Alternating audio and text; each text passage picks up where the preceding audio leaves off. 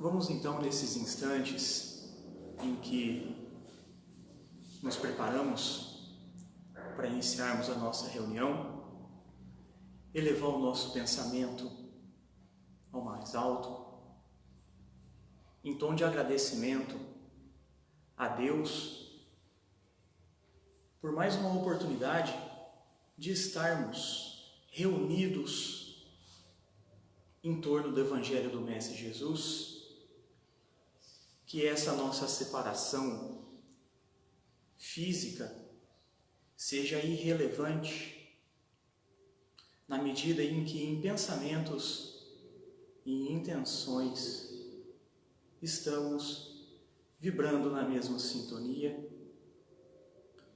Agradecer pela luz que nos guia, pelo amor que nos inspira, pela presença do Mestre Jesus, que nos disse que onde estivéssemos em nome dele, ali ele estaria conosco. Vamos entregar a nossa reunião nas mãos dos benfeitores do plano espiritual e que eles conduzam esse nosso encontro. Que possamos, a partir desse momento, refletirmos em torno dos ensinamentos do Mestre Jesus, fortificar a nossa fé, renovar as nossas energias com o pensamento em Deus, e que assim seja. Bom, boa noite minha amiga, boa noite meu amigo do Centro Espírita Paz e Amor. É muito bom que essas ferramentas nos aproximem em tempos tão atribulados como são esses, que nós possamos, nesses minutos em que estaremos juntos, estar com o pensamento em Deus, falar de Jesus, manter o nosso pensamento em boas vibrações e falar também de Espiritismo. O Espiritismo, sendo o Consolador prometido como é, a gente sabe que ele não vai nos isentar de nenhuma prova terrena, de nenhuma expiação, não vai nos isentar das dores mundanas, dores físicas e emocionais, que são necessárias para o nosso aprimoramento, visto que nos mas o Espiritismo, com toda essa carga de conhecimento, essa carga de beleza, essa carga gigantesca, essa capacidade de nos ensinar, de nos instruir, de consolar, ele certamente liberta. O Espiritismo, ele é libertador, e liberta do desespero, liberta do pânico, ele é libertador do medo excessivo, E por quê? Porque ele reafirma no nosso íntimo a nossa fé, a nossa confiança, a certeza da imortalidade da alma. O Espiritismo resgata em nós a nossa confiança em Deus. E a confiança de que a providência divina, ela nos acompanha a todo momento, guia a todo momento os nossos passos, toma conta de nós, nessa nossa caminhada de espíritos eternos, que é o que de fato nós somos. E nessa nossa caminhada, no atual momento, no nosso atual estágio da humanidade, nós nos deparamos com esse momento inédito na nossa história, que é a pandemia do Covid-19, a pandemia do coronavírus. Inédito não porque seja a primeira epidemia de grandes proporções, várias outras antecederam a pandemia do Covid-19 e muito provavelmente várias outras virão. Mas hoje a gente tem aí uma somatória de fatores que torna esse momento único, novo, para todo mundo. Tá? Então a gente está num mundo muito mais conectado. Vocês estão aí na casa de vocês, a gente está longe fisicamente, não estamos no mesmo recinto, mas a gente está se comunicando em tempo real. Então, esse mundo ele é muito menor do que era no passado. E eu não estou falando aqui que o planeta ele diminuiu, mas as distâncias elas encurtaram.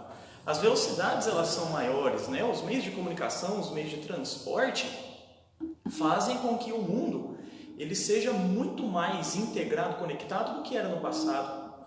Então, essa dinâmica do mundo que nós vivemos atualmente, somado com essa disseminação do vírus, faz com que nós hoje vivamos um momento inédito na história da humanidade. E é interessante a gente perceber esse momento como uma grande oportunidade de reflexão. É importante a gente perceber esses dias que nós estamos passando como dias que têm um potencial muito grande de nos fazer pensar em coisas que de fato vão importar para nós. E eu não vou ser aqui insensível a ponto de ignorar a dor que essa pandemia causa. Eu não vou minimizar a dor das famílias que sofreram, que sofrem e que sofrerão nesses dias. Não é ignorar todo o sofrimento que a pandemia causa, mas é tentar analisar a situação de um outro ângulo e tentar refletir e aprender com tudo isso que está acontecendo nas nossas vidas. Então o que a gente vai fazer juntos aqui basicamente vai ser uma reflexão a respeito do que é possível aprender nesses dias. E uma pergunta que toma conta de nós é a seguinte: o mundo vai mudar depois da pandemia? Quando tudo isso passar? Porque vai passar. Eu estou lembrando aqui agora de uma frase. A Vera Loyola, uma psicóloga muito querida aqui na nossa região de Andradas, ela é de Poços de Caldas, e eu inclusive usei essa frase esses tempos atrás, numa outra oportunidade, e ela é uma frase que ela é tão cheia de conforto e de esperança que eu acho que vale a pena a gente começar a discutir a partir dela. A cada dia que a gente passa na pandemia, nessa situação, é um dia menos nela. Então, a cada dia que a gente consegue superar, a gente está um dia mais perto do fim. E quando esse fim chegar, será que o mundo ele vai mudar? O mundo ele vai estar diferente? O mundo ele está em constante mudança. O mundo ele sempre muda. Só que essa mudança pós-pandemia, ela não vai ser uma mudança muito brusca, até porque não é assim que as coisas funcionam. Eu tenho certeza que muitas pessoas estão nesses dias refletindo sobre uma série de questões, sobre uma série de coisas que fazia ou deixava de fazer, e eu acredito que muitas pessoas vão carregar as lições desses dias. Outras vão tentar, mas não vão conseguir, e outras vão continuar fazendo do mesmo jeito que sempre fizeram. Mas o fato é que nós estamos, igual foi dito anteriormente, em um momento inédito que certamente vai trazer ganhos em termos de reflexão. E se a gente parar para pensar, a gente consegue ver uma série de mudanças aí na nossa sociedade, O primeiro caso de coronavírus na China, ele foi diagnosticado, se eu não me engano, foi no final de novembro ou comecinho de dezembro de 2019. Aqui no Brasil, o primeiro caso ele foi detectado no dia 26 de fevereiro desse ano, né? E de lá para cá, muitas preocupações, obviamente, elas continuam, talvez até se acentuaram, né? Como é que eu vou pôr comida na minha mesa nessa condição? Será que o meu emprego ele vai continuar, né, depois que tudo isso passar? Né? Como é que está a minha saúde? A saúde dos meus parentes, principalmente do pessoal mais velho? Né? Só que outras preocupações perderam espaço. Né? Então, onde que eu vou esse fim de semana? Você vai ficar em casa. Nossa, eu estou precisando comprar uma roupa para ir em tal lugar. Não, muitas vezes não precisou. E agora muito menos. Né? Se a gente parar para pensar, o que estava rolando no mundo no final do ano passado, então a gente via no plano econômico países disputando uma guerra comercial, a gente vê briga em torno do preço do petróleo, povos disputando território, e tudo isso perdeu espaço, porque agora as preocupações elas são outras. Então a gente já consegue perceber uma mudança com tudo isso que está acontecendo, né? Outra coisa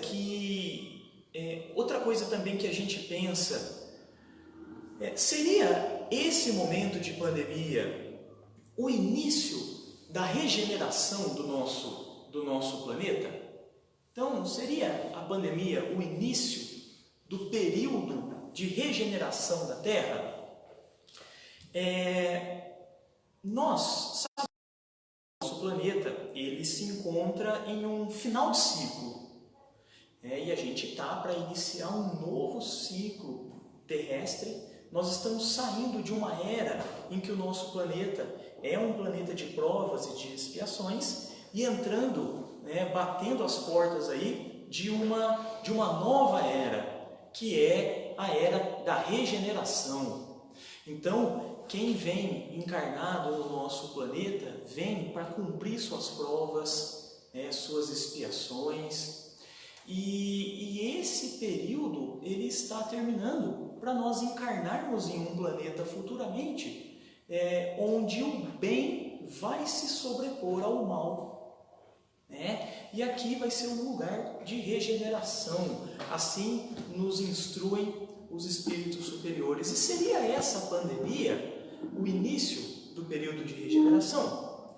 Eu acho que todo mundo, a maioria conhece uma história, um relato que o Chico Xavier teria feito a um amigo seu no ano de 1986 a respeito de uma data especial a partir da qual teria início o período de regeneração. E essa data seria aproximadamente o ano de 2019.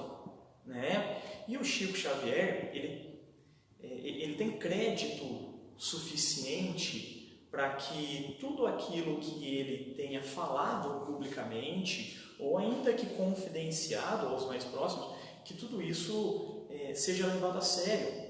Vale a pena a gente lembrar daquela entrevista que ele deu no programa da extinta TV Tupi, o Pinga Fogo, em que ele fez uma série de previsões, uma inclusive que chocou muita gente, a questão dos transplantes, que no futuro o homem seria capaz de transplantar órgãos para solucionar problemas de saúde, e é isso que posteriormente a humanidade viu. E o Chico Xavier, ele relatou que um período de transição estaria próximo. No plano espiritual, essa regeneração ela já começou, já tem um bom tempo. E a gente sabe disso porque já há algum tempo, espíritos com uma maior capacidade intelectual, espíritos com um grau de evolução maior do que a média, eles têm encarnado no nosso planeta e têm sido responsáveis por grandes avanços tecnológicos, grandes transformações no campo moral, né? Transformações nas organizações familiares, nas leis, né? Então, no plano espiritual, essa regeneração, ela já começou já tem um tempo. Talvez para nós, a pandemia, ela nos mostre que a regeneração, ela está mais perceptível. E muito provavelmente, a partir de agora, nós vamos experimentar episódios que vão ter esse mesmo objetivo, nos colocar em condição de reflexão. Eu vou pedir a licença para fazer uma leitura de uma das obras basilares do Espiritismo, que é o livro A Gênese, de Allan Kardec. Esse livro ele foi escrito no ano de 1868, se não me falha a memória, vou só confirmar aqui.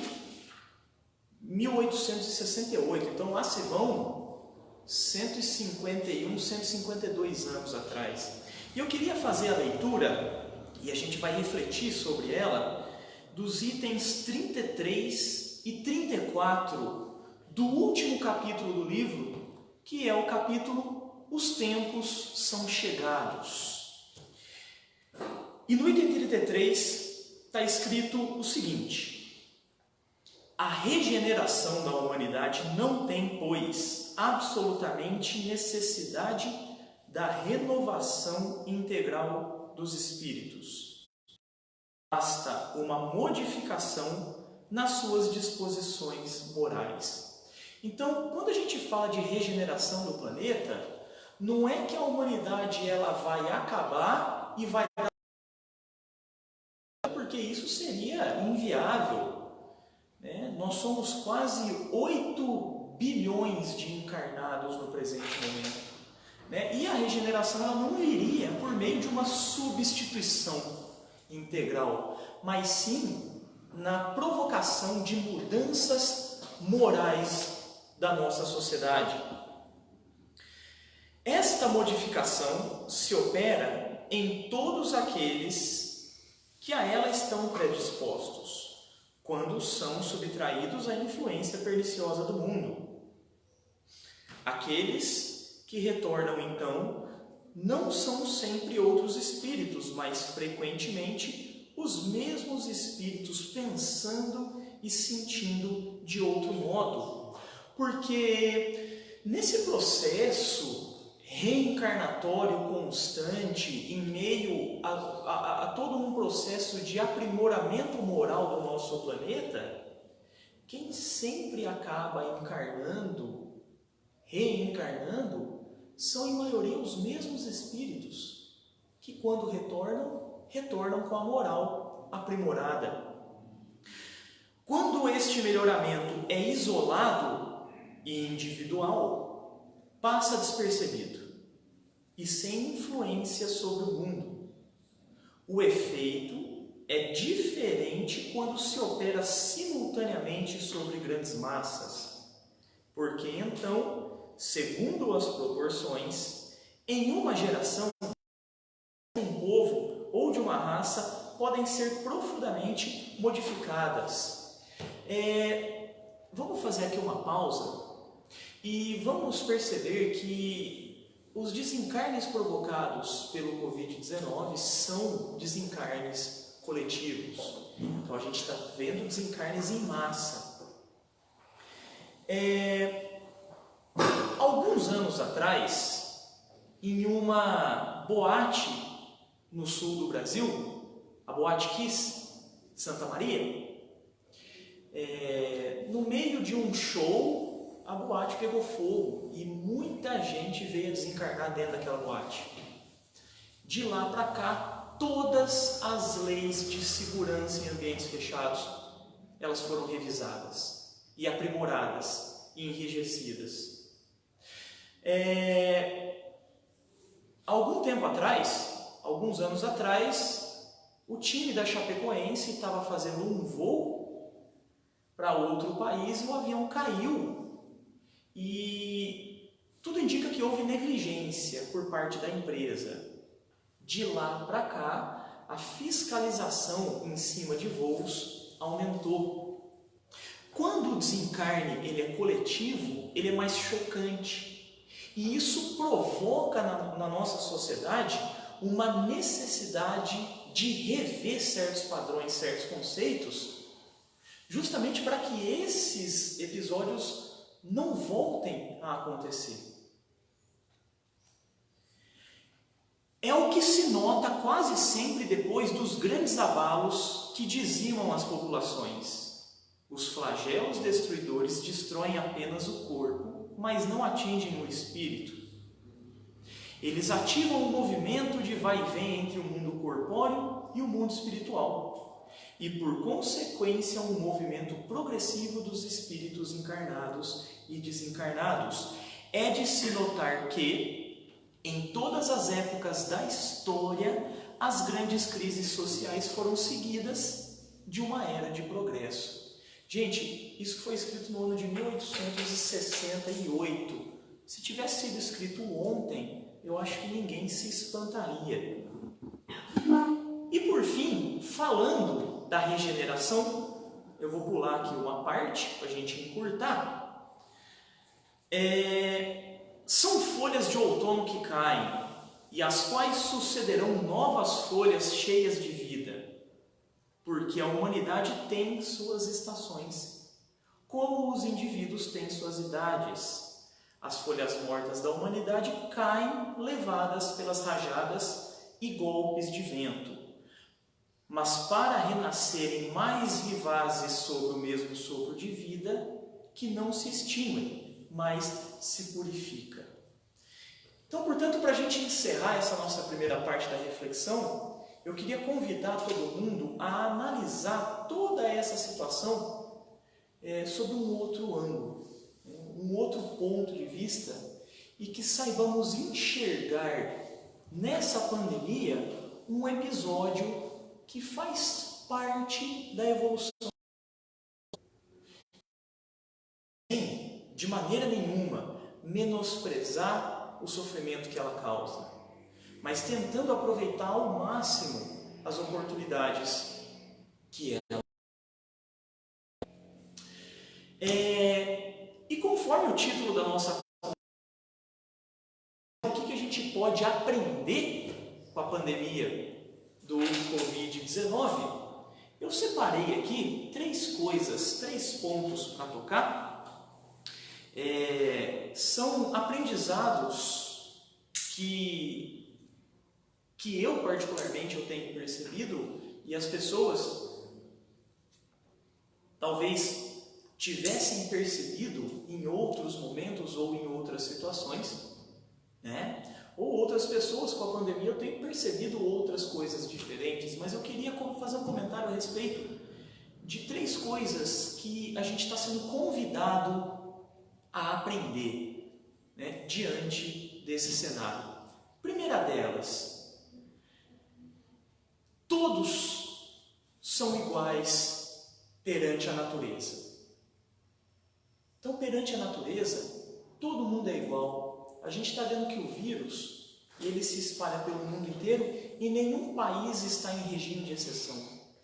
Nenhuma pessoa, até agora, diz a ciência, está imune de contrair o vírus. Então, o que eu queria com isso? Eu queria perguntar, cor da pele importa para a natureza? Né? Se eu sou branco, se eu tenho a pele parda, tem alguma cor da pele que está imune ao contato com o vírus? Né? Outra coisa, religião vai importar.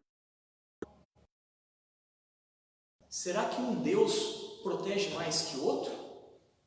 Eu sou espírita, meu pai é católico, eu tenho muitos amigos evangélicos, né? Mundo afora, a gente tem pessoas de muitas outras religiões, judeus, muçulmanos, budistas, será que algumas dessas pessoas estão imunes por causa da sua religião?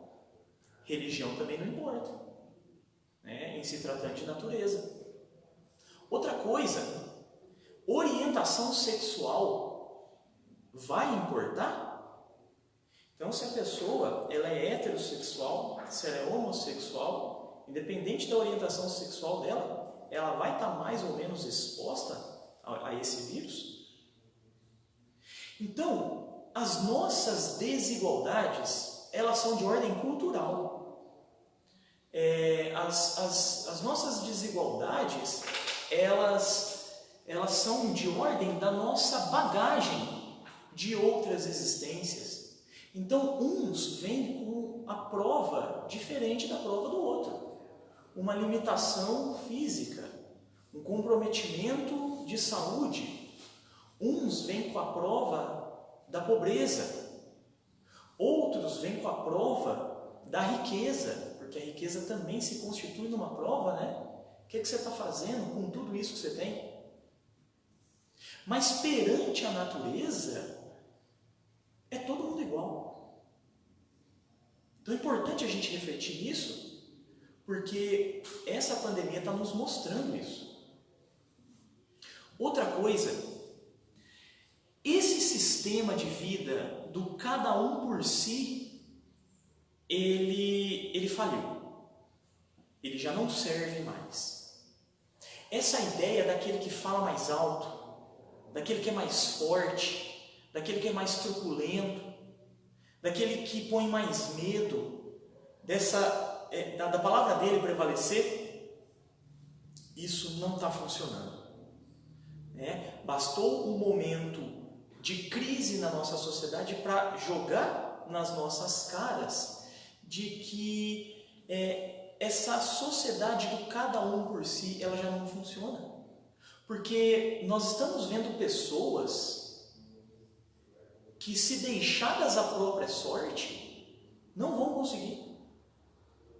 Pessoas que podem se esforçar o quanto for, provavelmente não conseguirão atingir determinados patamares. Pessoas que podem trabalhar e ainda vão passar fome. E essa situação está mostrando isso para a gente. E está revelando que ou a gente começa a olhar para o outro com um olhar mais fraternal, mais solidário, ou a nossa sociedade ela vai entrar em colapso. E aqui, pessoal, importante a gente notar que, em termos de sociedade, está todo mundo no mesmo barco. Então, vamos imaginar aí uma piscina. Então, cada um está num canto de uma piscina. Aí eu jogo um balde de tinta em um cantinho da piscina. Eu só quero sujar aquela pessoa que está naquele canto. Daqui a pouquinho a piscina está inteira suja. Um navio, não interessa se ele bateu no rochedo à frente, no meio, atrás. O navio inteiro vai afundar, com todo mundo que está dentro. Primeira classe, segunda classe, pessoal do porão. Então essa sociedade do cada um por si, ela caducou. E a gente precisa rever tudo isso. E com isso, pegando o gancho no nosso terceiro ponto de reflexão, nós precisamos um do outro. Essa pandemia está mostrando isso para nós. Porque não adianta, dentro de uma casa, por exemplo, de 4 pessoas, 3 pessoas tomarem todos os cuidados possíveis e uma pessoa agir como nada tivesse acontecendo. Nós precisamos que o outro tome cuidado para que nós vivamos bem. Assim como o outro depende das minhas atitudes. Porque se eu fizer prevalecer em sociedade as minhas vontades, e o outro fizer prevalecer as vontades dele, ou o que ele acha que é certo, hoje talvez eu fique feliz, porque a minha vontade prevaleceu. Mas amanhã, não, porque prevaleceu a vontade do outro. E isso e uma sociedade que funciona dessa forma é impossível de atingir a harmonia. Porque sociedade pressupõe coletividade. E para aquilo que é coletivo, você não pode encontrar soluções que são individuais. Então, para problemas coletivos, você não pode apostar na individualidade. Nós precisamos um do outro. E isso está ficando claro, porque aquilo que eu faço tem um impacto direto na vida de milhares de pessoas. Estamos todos dentro do mesmo barco. E para a gente encerrar essa nossa conversa de reflexão, eu queria deixar aqui um recado, e o Haroldo Dutra Dias, famoso orador espírita, em uma das últimas gravações, em uma das últimas lives que ele fez, ele chamou a atenção das pessoas para a questão do bom senso nos dias atuais. Que tenhamos bom senso nas nossas atitudes. Que não sejamos movidos pelas emoções. Porque quando a gente normalmente culmina em terrenos perigosos. Façamos uso da fé raciocinada. E para isso, busquemos os bons exemplos. Se a gente pensar, quem que é o nosso melhor exemplo? É Jesus Cristo. Ele é o nosso ideal de perfeição. É Ele que a gente busca imitar. Mas a gente não precisa se ater só a Jesus Cristo, caso a gente ache que Ele é algo extremamente ideal. A gente tem, por exemplo, o Allan Kardec, cuja história é uma história de bom senso. A gente tem, até pouco tempo atrás, junto conosco, Chico Xavier, encarnado no meio de nós, aí, até pouco tempo atrás. Nós temos hoje o Divaldo, que até lançou um filme dele recentemente, foi aberto no YouTube, está disponível para todo mundo assistir. Isso dentro do Espiritismo, sem contar Leon Denis, Eurípides Barçanufo, Dr. Bezerra de Menezes. Então a gente tem exemplos de sobra de espíritos que não eram perfeitos, mas que agiram com muito bom senso, sem contar as personalidades de fora do Espiritismo. A gente pode falar do Papa Francisco, que espetáculo é ouvir os seus conselhos. Então que nós prestemos atenção para que as nossas emoções não guiem a nossa fé, mas que a nossa fé guie as nossas emoções. E para que isso aconteça, nós temos que ouvir a voz da razão. E aí sim nós podemos atingir o nosso bom senso, que sem ele nós vamos passar sim por isso, mas de uma maneira mais difícil. Então, minha amiga, meu amigo, eu espero que nesse momento que nós estivemos juntos, que essas palavras elas tenham servido ao seu objetivo, que é de nos colocar em condição de refletir sobre o nosso momento e, quem sabe, aprender algumas coisas que a gente pode continuar aplicando no nosso dia a dia, dentro das nossas casas, nos nossos trabalhos, no nosso círculo de amizade, para a gente conseguir ser instrumento na construção desse mundo melhor que é tão aguardado por todos nós. Que possamos nós sermos os instrumentos, as ferramentas dessa construção. Então, minha amiga, meu amigo, fique em paz, se cuide. Nós vamos fazer aqui uma breve oração de encerramento, elevando o nosso pensamento, o nosso sentimento ao mais alto, agradecendo a Jesus pela presença dele aqui comigo, com vocês, nos nossos lares, nos abençoando, nos amparando, nos instruindo e nos iluminando. Agradecer a Deus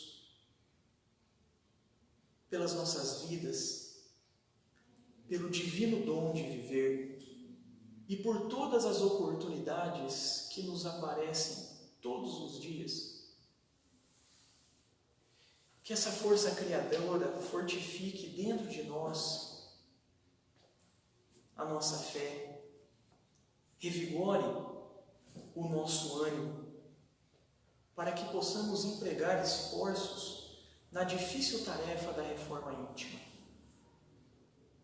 E novamente, que não nos falte a força e a sabedoria para sermos nós os instrumentos da construção de um mundo melhor.